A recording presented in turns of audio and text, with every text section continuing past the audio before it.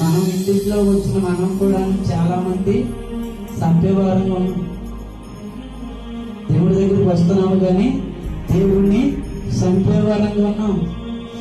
ఇక్కడ అంటున్నాడు కదా, మీరు జీవాధిపతిని చంపితే. అంటే చంపటం అంటే ఏంటి? చంపటం అంటే ఏంటి? చంపడం అంటే ఏంటి? దేవుడి చేత రక్షించబడ్డారు. వాళ్ళు యేసయ్యను మీరు ధరించుకున్నారు. మీ దేహంలో యేసయ్య నివాసం చేస్తూ ఉన్నారు.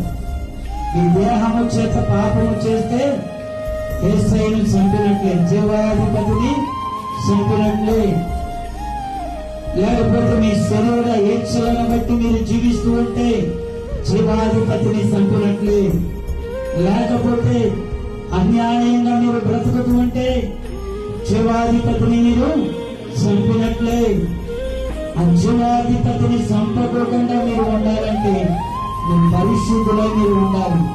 దేవుడి దగ్గరికి వస్తున్న నీవు గాని నేను గాని ఎలా ఉండాలని ప్రభు ఆశపడుతున్నాడు? పరిశుద్ధునిగా నీవు నేను ఉండాలని. ఆ